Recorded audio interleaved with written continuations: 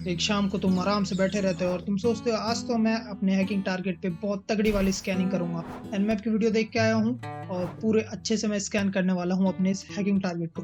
लेकिन अचानक उसी बीच क्या होता है कि तुम ब्लॉक कर दिए जाते हो फायरवॉल के द्वारा, क्योंकि तुमने स्कैनिंग तो सीख ली थी लेकिन एकदम सेफ वे में स्कैनिंग कैसे परफॉर्म करते हैं बच के बिल्कुल फायरवॉल से, वो नहीं सीखी। So hey guys, this is Suraj from light the hack और आज की इस वीडियो में हम यही सीखने वाले हैं कि फायरवॉल से किस तरीके से बचा जाए, हाँ, ड्यूरिंग स्कैनिंग। ठीक है, तो चलो स्टार्ट करते हैं। तो आ चुके हैं हम अपनी कंप्यूटर स्क्रीन पर और ये है मेरा टर्मिनल और कैलो हैकिंग वाला जो हमारा डिवाइस है, काली लिनक्स। ठीक है, ये है। और जो हमारा टारगेट डिवाइस है वो वही है, मेटास्प्लोइटेबल वाला, पुराना वाला। तो जो हमारा टारगेट है उसका आईपी एड्रेस ये है, मैं तुमको एक बार दिखा देता हूँ। ठीक है, 48 ये है उसका आईपी एड्रेस। ठीक है, तो चलो आगे बढ़ते हैं। तो देखो, स्कैनिंग तो तुमने बहुत अच्छे से सीख ली होगी अगर तुमने मेरी ये वाली वीडियो देखी है। तो आज मैं तुमको पूरा बताने वाला हूँ कि आप किस तरीके से तुम ना फायरवॉल से बच सकते हो। क्योंकि यार देखो, तुम्हारे लिए ना कोई नेटवर्क खुला नहीं छोड़ा जाएगा कि हाँ ये रामू भैया आएंगे हमारा नेटवर्क स्कैन करने के लिए तो खुला छोड़ दो, या फिर ये भैया आएंगे तो इनके लिए खुला छोड़ दो। ऐसा नहीं होने वाला। वहां पे बैठे रहेंगे तुम्हारे firewall, IDs, intrusion detection system. ठीक है, ये सब बैठे रहते हैं और तू ये स्कैन करते रहते हैं ऐसी चीज़ों को, मलिशियस चीज़ों को, कि कोई स्कैन वगैरह ना कर रहा हो हमारे नेटवर्क को और मलिशियस कोई हार्म ना पहुंचा दे। इस चक्कर से ये बैठे रहते हैं। ठीक है, जैसे तुम्हारी सोसाइटी के बाहर वो गार्ड अंकल बैठे रहते हैं उसी तरीके से समझ लो, या फिर एटीएम के बाहर जो गार्ड अंकल बैठे रहते हैं वो देखते हैं ना, उसी तरीके से। तो आज वो तरीके देखने वाले हैं जिससे हम बच सकते हैं फायरवॉल से। तो फर्स्ट वाला है हमारा, वो है पिंगिंग का। अब पिंगिंग क्या है ये? तो देखो यार, जो भी हमारे ये डिवाइसेस वगैरह होते हैं ये आपस में कम्युनिकेट करते हैं पिंग कर करके, या फिर मैंने तुमको थ्री हैंडशेक के बारे में बताया था। तो मैंने तुमको बताया था कि नेटवर्क में भी कम्युनिकेशन कैसे होता है, एक डिवाइस दूसरे डिवाइस से कैसे पूछता है कि तुम जिंदा हो या नहीं हो। वो वाली वीडियो तुमने मेरी देखी है थ्री वे हैंडशेक की, तो तुमको पता होगा। तो पिंग का वहां पे काम आता है। ठीक है, इसी तरीके से एनमैप भी जब स्कैनिंग परफॉर्म करती है ना किसी टारगेट पे, वहां भी पिंगिंग चलती है। ठीक है, तो उस पिंगिंग का क्या होता है कि कई जो हमारे आईडीएस हो गए, फायरवॉल हो गए, तो वो कहते हैं भाई अगर कोई तुमको बाहर से पिंग करना चाह रहा है ना तो उसको बोलो कि नहीं, हम जिंदा नहीं है, हमारा सिस्टम अलाइव नहीं है, और पिंग ब्लॉक कर दो एक तरीके से, मतलब पिंग को एक्सेप्ट मत करो। तो वही होता है। तो कई बार क्या होता है कि पिंग ब्लॉक होती है, तो हमको उसको बाईपास करने के लिए फायरवॉल को ये तरीका अपनाना पड़ता है। और वो तरीका क्या है? देखो, सिंपली तो तुम ऐसे लिखोगे nmap और फिर तुम अपना टारगेट लिख दो 192.168.29.48, एंटर मारोगे और स्कैन परफॉर्म हो जाएगा। लेकिन जहां पे पिंग ब्लॉक रहेगा वहां पे ये स्कैन परफॉर्म नहीं होगा। वहां पे आपको दिखाएगा जीरो होस्ट अप। यहाँ पे दिख रहा है ना आपको वन होस्ट अप, वहां पे जीरो होस्ट अप दिखाएगा। तो उससे बचने के लिए क्या करोगे आप, यहाँ पे -pn ये लगा दोगे, मतलब कि पिंग मत करना, सिंपली स्कैन कर लेना। ठीक है, एंटर मारोगे और उसके बाद फिर हो जाएगा। ये क्या है, ओ मैंने स्मॉल पी कर दिया। ये ध्यान में रखना कि ये जो pn का p है वो कैपिटल होगा और उसके बाद फिर आपका स्कैन परफॉर्म हो जाएगा। ठीक है, छोटी छोटी मिस्टेक याद रखना। अब दूसरा जो तरीका है हमारा, वो एक तरीके से काइंड ऑफ कह सकते हो कि ये कैसे आ गया फायरवॉल इवेजन की तरफ, या ये फायरवॉल से डिटेक्ट होने से हमें कैसे बचा सकता है, वो है हमारा। तो देखो यार, एनमैप बाय डिफॉल्ट क्या करता है, टॉप 1000 पोर्ट को स्कैन करता है। ठीक है, सारे पोर्ट स्कैन नहीं करता, टॉप 1000 को स्कैन करता है। और टॉप 1000 ऐसे भी नहीं कि सीरियल वाइज 1 2 3 4, नहीं, टॉप 1000 मतलब जो सबसे ज्यादा यूज होते हैं और सबसे ज्यादा पॉपुलर है। ठीक है, उनको स्कैन करता है। लेकिन जब हम सारे पोर्ट्स को स्कैन करते हैं ना, तो टोटल पोर्ट्स होते हैं हमारे पास 65,300 करके कुछ होते हैं।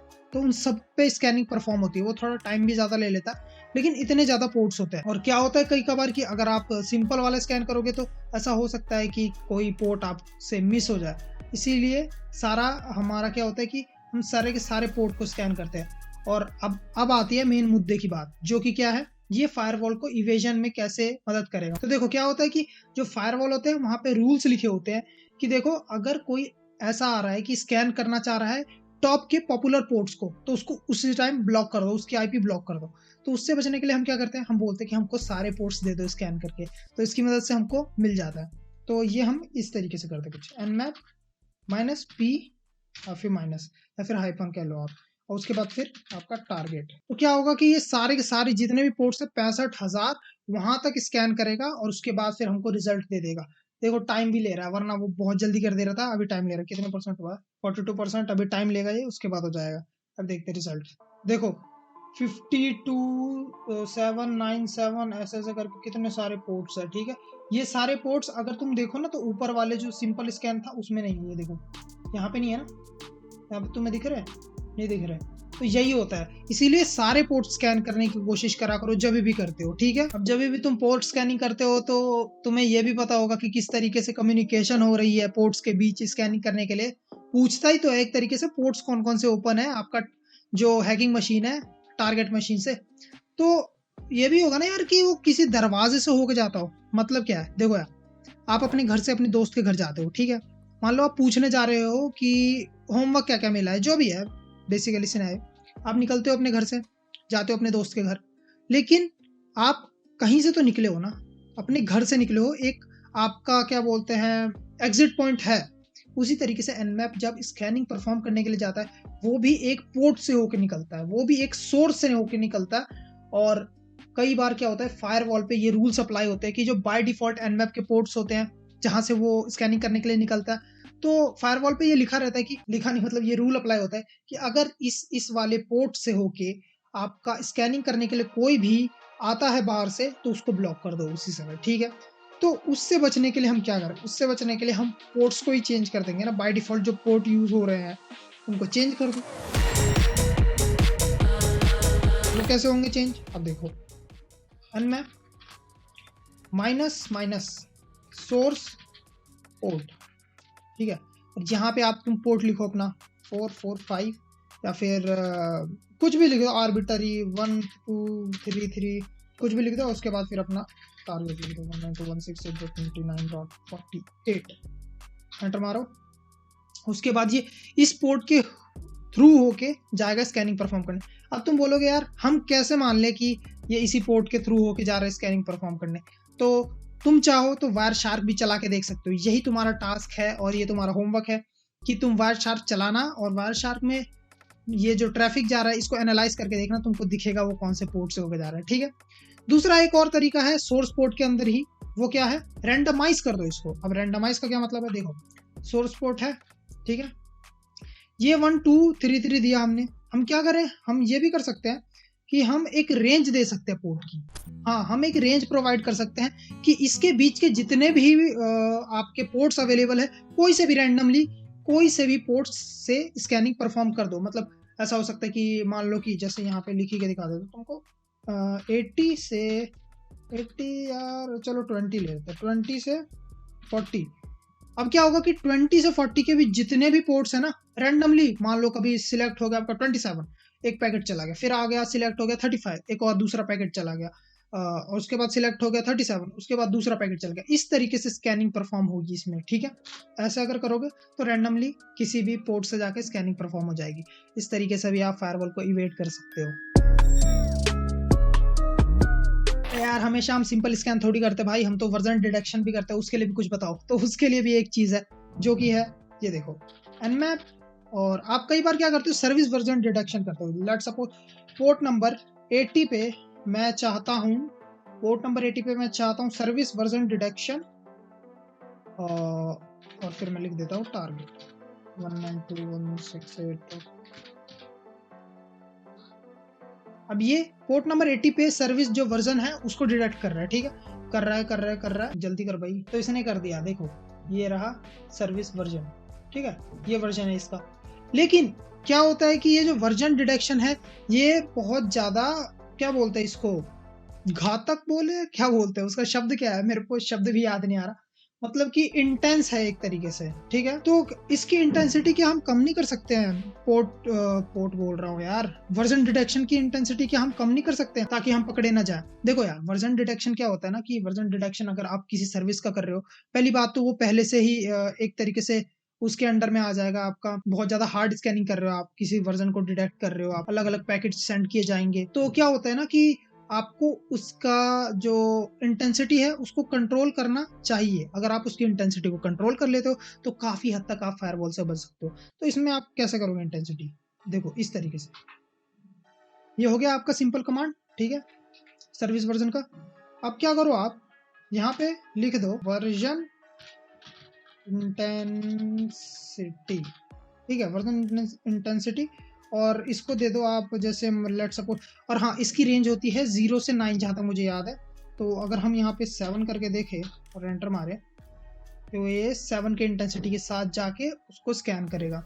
तो इसका मतलब क्या हुआ कि ये एक तरीके से कुछ ऐसे तरीके अपनाएगा जिससे ये कम पकड़ा जाए फायरवॉल की मदद से। अगर एक चीज़ देखो, मैं तुमको बता रहा था ना, और यहाँ पे देखो इसकी रेंज पता चल जाएगी। अगर मैं यहाँ पे 11 करता हूँ तो ये देखो, version intensity must be between 0 and 9। तो अगर आप 1 पे करते हो, लेट सपोज चलो 1 पे करके देखते हैं इसको 1 पे, तो मेरे ख्याल से काफ़ी स्लो होगा ये स्कैन। और हाँ, एक चीज़ मैं आपको बता दूँ, जितना ज़्यादा वर्जन इंटेंसिटी को लो रखोगे ना, उतना कम आपको एक्यूरेट रिजल्ट मिलेंगे। तो ये बात आप ध्यान में ज़रूर रखना, वर्जन इंटेंसिटी को अकॉर्डिंगली अपने हिसाब से ही कम या ज़्यादा करना, ठीक है। आप एक के बाद धड़ाधड़ पैकेट भेजे जा रहे हो, ये पैकेट ये पैकेट ये पैकेट वो पैकेट। अब जब स्कैनिंग कर रहे हो तो एक से एक पैकेट जाते हैं ना स्कैनिंग के लिए, मतलब टारगेट को स्कैन करने के लिए। तो ये पैकेट जा रहा है इधर से, वो पैकेट जा रहा है। तो यार एक बात बताओ, बार बार अगर इतनी स्पीड से तुम पैकेट फेंके जा रहे हो, तब तो कोई कोई भी शक कर लेगा फायरवॉल की, यार ये करना क्या चाहता है बंदा। मतलब सिंपल लोग आ रहे हैं, मेरे को सर्च कर रहे हैं, कुछ काम कर रहे हैं, निकल जा रहे हैं, ये तो मेरे को पत्थर ही मारे जा रहा है एक तरीके से। तो ये करना क्या चाहता है? तो उससे बचने का एक तरीका है, वो क्या है? वो है स्कैन डिले। मतलब कि तुम अपनी स्कैनिंग में डिले डाल दो। अब वो कैसे होगा देखो, वो होगा कुछ ऐसे, nmap minus minus scan delay. और अब तुम यहाँ पे डालते हो सेकंड्स का डिले, जैसे लेट सपोज 3 सेकंड्स का डाल दे, 3 सेकंड्स का डिले। और फिर अपना टारगेट 192.168.29.48, ठीक है। अब देखो क्या होगा, ये स्कैन डिले 3 सेकंड। अब मैं समझाता हूँ ये क्या है। देखो स्कैन डिले 3 सेकंड, जो nmap स्कैन करता है ना, वो एक के बाद एक पैकेट भेजता है। तो अगर तुम ना फास्ट करोगे किसी भी काम को, तो क्या होगा कि पैकेट को जल्दी जल्दी जाना पड़ेगा, ठीक है। और वहीं तुम डिले डाल देते तो ऐसा होगा, एक पैकेट गया, फिर 3 सेकंड के लिए वेट, फिर दूसरा पैकेट गया, फिर 3 सेकंड के लिए वेट, फिर तीसरा पैकेट गया, फिर 3 सेकंड के लिए वेट। इस तरीके से काम करता है। और तुम सेकंड्स को इस तरीके से भी लिख सकते हो, 3000 मिली सेकंड कर सकते हो। काफी तरीके है यार, मिली सेकंड कर लो, सेकंड कर लो। अब सेकंड वाले तरीके से देख लो। अब बहुत टाइम लगने वाला मुझे तो लगता है यार, क्योंकि तुम खुद ही सोचो ना, एक एक पैकेट करके जा रहा है तो टाइम काफी लगेगा, बहुत टाइम लगेगा भाई। तो समझ गए। तो गाइस ये थे कुछ तरीके फायरवॉल को इवेड करने के और अपने स्कैन को थोड़ा अच्छा और ऐसा बनाने के लिए ताकि आपको फायरवॉल डिटेक्ट ना कर पाए। मैं मिलता हूँ आपसे नेक्स्ट वीडियो में, तब तक के लिए जय हिंद जय भारत।